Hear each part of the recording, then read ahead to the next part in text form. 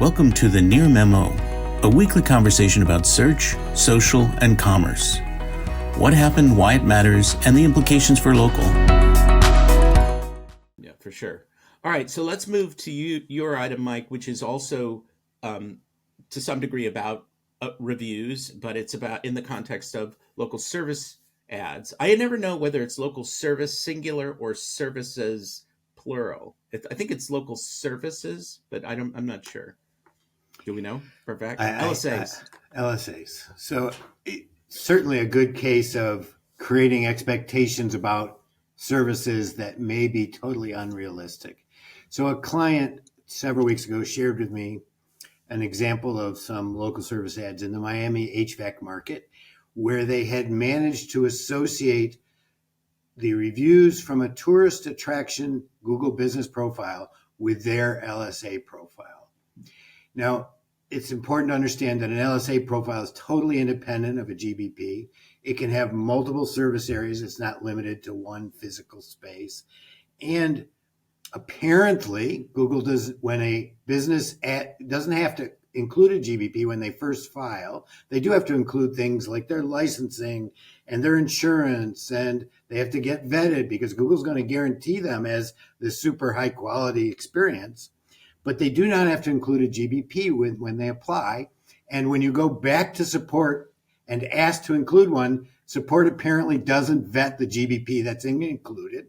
So these HVACs, mostly run by Israelis, this is, these are people that used to be in locksmiths and garage doors. They moved on to HVAC, very sophisticated marketers. They send in, for example, let me just give you a concrete example with some names. So, for example, the Top Team Air Pros, which services Cedar Park and, Dripping Springs and Alvin, Texas, attached Dripping Springs? Yeah. They attached Sunset Cliffs Natural Parks and ended up with 6,837 reviews with a 4.8 average because Sunset Cliffs Natural Park is quite beautiful. And so this is an amazing tactic to me that Google position. I mean, it's amazing in multiple levels that somebody figured out that support had this huge gaping security hole. But it's amazing to me that Google hasn't. I mean, it shouldn't be amazing. Google doesn't. They care about scale. They don't care about safety or security. That's been quite clear in the past. But this is the program where Google guarantees that these businesses are the ones that are going to take care of you properly. They've been vetted, and they talk about all this vetting. And clearly, these businesses are just as likely to rip you off as any other business. And it's just to me, an egregious example of Google's behavior, and one that anybody who looks at this should look at Google and say, what the fuck? Right? I mean, it's so amazing to me that this program that was originally launched as a way to guarantee consumers could find consumer trust has become just another honeypot for spammers. So quick question, Mike. Just repeat the methodology that these spammers use to appropriate the reviews. Right. They must have read our article on the distribution of reviews based on Darren Shaw's Whitespark research, because public parks and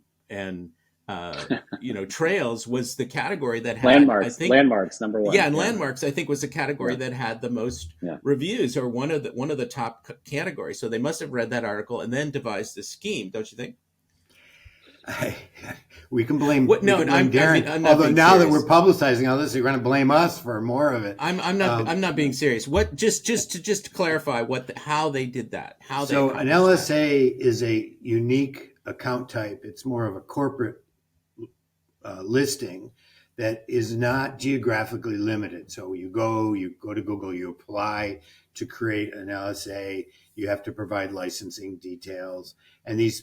I have yet to figure out. I was able to track their licensing details to specific HVAC companies that have totally different names. So it engages a lot of name spamming. What I don't know is if these licenses that they're using were with the agreement of the original business or not. Could be they're just borrowing those two.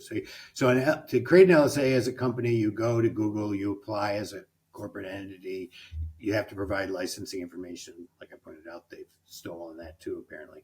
You provide insurance, and they then do a little bit of investigative work. But you do not have to associate. You can pick the service areas you want to work in, say Dallas, Houston, and Austin. So one listing could show very broadly in across multiple geographies. When you do that, you are not required to include a GBP listing for your listing. You can leave that blank. So what apparently happens is they then contact support and say, oh, I want to add a GBP listing to get the reviews. Support sends them an email. They send a link back for it to a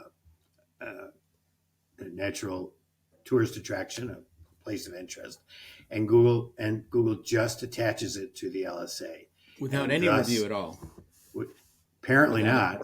And then the LSA, which is shown very broadly, gets 5,000 reviews instantly. Now, the interesting thing, because it's shown very broadly, like in Texas, I did all the top 10 metros, and 7 of them had this spam showing in LSA. So virtually the whole state of Texas, including Dallas, Houston, Austin, San Antonio, the big cities, all had spam showing. So very few bad actors have a very broad impact on the marketplace. So virtually everybody in Texas who was using LSAs was seeing this spam, and the people who figured it out, I mean, mostly this is lead gen, they're not even doing it themselves, figured it out, were very unhappy about it. And they all answer, they don't answer as a company when you call them. Although I got my phone number blocked and labeled as spam by one of them because I kept calling too many times, too many different ones. They all answered the same.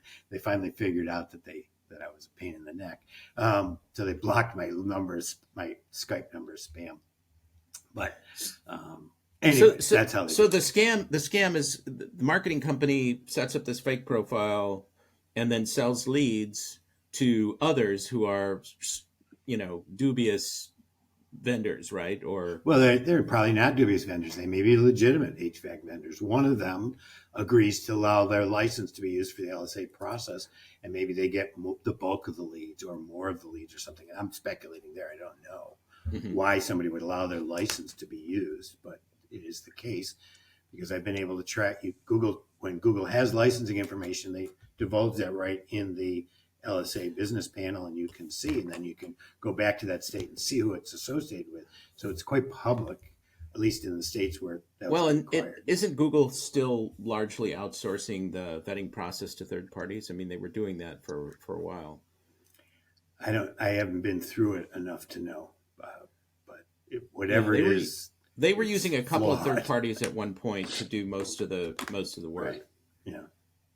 Because they don't have a bunch of people in a right. They may have people in a room in a call center doing some investigation, but so I know we're supposed to end on a very positive note, so I'm trying to think of something to make this positive. Well, here's the positive coda to this. You alerted Google. They removed some of the reviews, and they're now aware of the issue. They removed of the. I didn't divulge all 11 that I have found so far. And 11, it doesn't sound like a big number, but it covers a very broad geographic area. It covers all of southern Florida, all of Texas. And I haven't really done the north yet, but I'm finding them in Seattle. I'm finding them in Wisconsin. I'm finding a lot of them. So I didn't divulge all 11 that I had discovered to Google. In my tweets, I divulged a couple, and those have been taken down. But this is the veritable hand job of Google, right? I mean, and it's not even a good hand job. It's a very unsatisfactory hand job. It's kind of like in the back seat, flyby. I mean, it's. This is a family podcast, Mike. Oh, okay. Well, give me a break. This wasn't that hard for me to find them. They've known now for 10 days. They haven't done squat other than nuke the ones that I publicly made available. That to me isn't a very positive which note. is another sort of PR driven. Once you shame Google, they respond. Here is the positive note. When the New York Times does a big story on this in 6 months, Google will not be able to claim that we didn't know about this. So, right. There you go. That's a very positive. I'm looking forward to that. I actually. Well, you should see that story. You should see that story. I've been working on it. Trust me. Okay.